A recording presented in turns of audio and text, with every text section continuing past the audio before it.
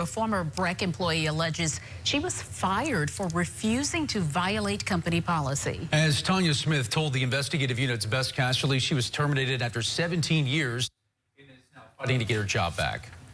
Well, Michael, Sylvia, Smith defied a direct order from her boss because she says it directly violated BREC's purchasing policy. I stood on the principle of what was best for BREC. Tanya Smith had been with BREC for 17 years. I was terminated on not being loyal to her. Before she was fired in September. Was there from Mr. Palmer, Superintendent McKnight, then Corey, and now our newest superintendent, Janet Simmons. Okay. She says she was unjustly terminated when she refused to violate company policy.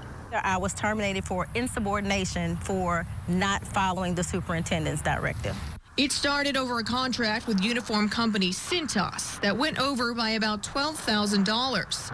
As administrative services supervisor, it was up to Smith to oversee the payout of that invoice.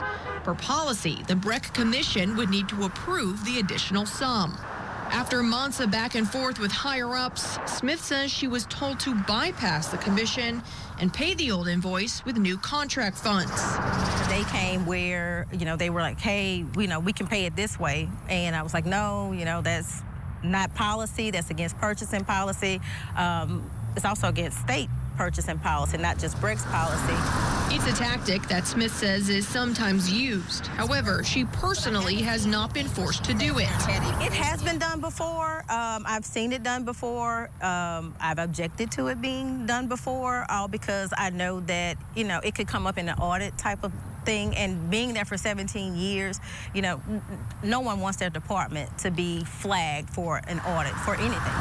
It's well known that BREC at one point was 4 years behind on its audits, and each year has shown significant financial management deficiencies. Are y'all cleaning house here? I would say that we're not only cleaning house, we're cleaning up the whole organization. It's part of what led to the overhaul of the Parks Department's leadership this year in the legislature. Superintendent gone, Director of HR gone. CFO just resigned, and the COO has been terminated as well. Our department has not been red flagged in audits. Yeah. Smith says during a conversation with the COO, she was ordered by interim superintendent Janet Simmons to, in her view, violate company policy. Our discussion was interrupted by the superintendent, who told me that basically, well, it's not up for discussion, that I will do it and go do it now. And I didn't do it. At the end of the day, it was against company policy, it's against purchasing policy, and I stood on the principle of standing up for what I felt was right for BREC. And she says she would do it again. And I would give up 17 years again if I had to make that same decision. Now, Smith appealed her termination, but it was upheld by Simmons herself, which Smith says is a problem in itself. She has filed an ethics complaint and will appear before the BREC Human Resources Complaint Resolution Committee on Thursday. BREC didn't have much of a response to Smith's claims, telling us they cannot comment on personnel matters. Michael, Sylvia.